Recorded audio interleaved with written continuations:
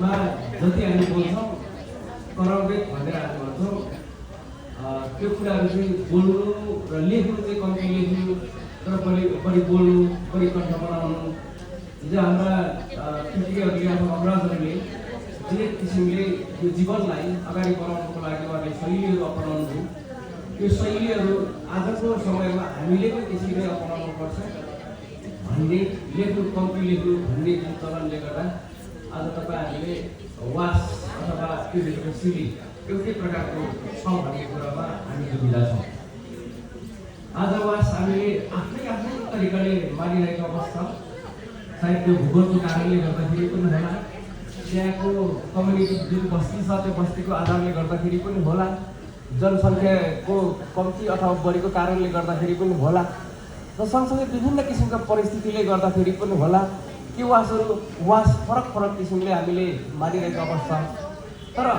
त्यो मानिसके पछाडि त्यो वासको निचोड भनेको अथवा गन्तव्य भनेको एउटै हो,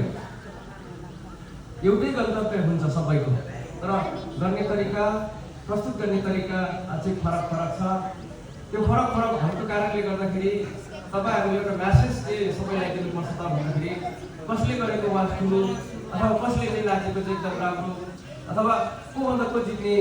भन्ने कुराहरू जुन आउँदाखेरि यो कुराहरूलाई चाहिँ हामीले एक आपसमा कम्पिटिसनको हिसाबले होइन कि त्यसलाई चाहिँ वस्तुस्थिति अथवा भूगोलको दृष्टिकोणबाट त्यहाँको बर्बाद कस्तो छ त हाम्रो समाजको आधारमा त्यही फरकहरू भएको रहेछ। तर पुग्नुपर्ने गन्तव्य चाहिँ एउटै हो भन्ने तपाईँ हामी सबैले बुझ्नुपर्छ। त्यो खालिङमा मात्रै होइन, खालिङले जुन वास मानिन्छ अरू किराँती अरूलाई हामी पनि त मान्नुहुन्छ नि त, सबैको गन्तव्य एउटै हो, तरिका मात्रै फरक भएकोले गर्दाखेरि चाहिँ हाम्रो सिङ्गो यो समुदाय अथवा हिजोका हाम्रा पुर्खाहरूले जुन गरिराख्नु भएको त्यो पृष्ठभूमिलाई इतिहासलाई आज हामीले फेरि पनि हाम्रो यो जेनेरेसनमा हामीले अनुसरण गर्न खोजिरहेको छ। यो एउटा अत्यन्तै यो गौरवमाया खुसीमाया हामीलाई लाग्छ र कति यो सम्बन्धी हामीलाई एक किसिमको प्रश्नहरू चाहिँ यसो गर्नुपर्छ उसो गर्नुपर्छ कसरी गर्ने कसले गर्ने भन्ने जुन प्रश्नहरू छ हामीले धेरै प्रश्नहरू मात्रै गर्न जानिरहेको अवस्था छ। त्यो प्रश्नको उत्तर खोज्ने जुन तरिकाहरू चाहिँ हामीले अपनाइरहेको अवस्था छैन। आज साङ्गाजीले एकदम राइट कुरो गर्नुभयो, हामीले हाम्रो शैलीहरू चाहिँ अर्को जेनेरेसनलाई अथवा हाम्रो भाइ बहिनीलाई सिकाउनु गइरहेछौँ। यो तालिमको विशेष उद्देश्य भनेको हाम्रो यङ जेनेरेसनहरूलाई कसरी चाहिँ हामीसँग भएको संस्कार कला संस्कृतिलाई चाहिँ ट्रान्सपोर्ट गर्ने अथवा हाम्रो भाइ बहिनीले दिने भन्ने कुरा छ। तर त्यही कुरो यसो फर्केर हेर्ने भने हामीले चाहिँ कति जानेका छौँ र हाम्रो वास्तवमा शैलीहरू ठिक छ कि छैन होइन, हामीले गरिरहेको हिजो पुर्खाले गरिराख्नु भएको कुरा हाम्रो जेनेरेसनमा चाहिँ हामीले गरिरहेको छ कि छैन त, भाग कतै हामीमै पो प्रब्लम छ। आज हामीले भन्नु त तालिमको लागि भाइ बहिनीलाई भनिरहेछौँ, तर जसले भाइ बहिनी भनिराख्नु भएको छ हामी आफैमा पो समस्या भइरहेको छ कि भन्ने कुरा पनि एउटा प्रश्न छ। किनभने हामीले यहाँ पैसा लिइसके पछाडि भोलि अर्को ठाउँमा हामी त प्रस्तुत गर्ने क्रममा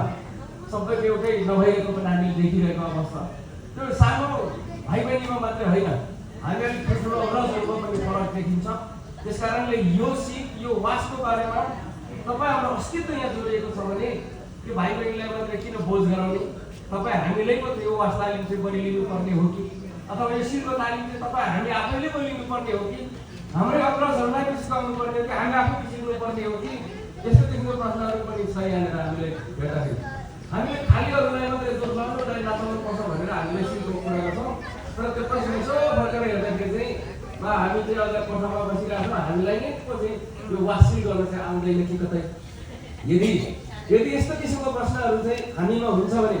आज कति साथीहरू कति सरहरू चाहिँ कोठामा बसिराख्नु भएको छ, यो तालिम यो सिपप्रति चाहिँ प्रशिक्षण भनेको बच्चाहरूको लागि भने उहाँले बुझिराख्नु भएको छ। आज घाटो भइरहेछ उहाँलाई, यो किन घाटो भनेको उहाँले जब आउँदैन भने आफ्नो संस्कार संस्कृति बचाउनु पर्छ भन्ने किन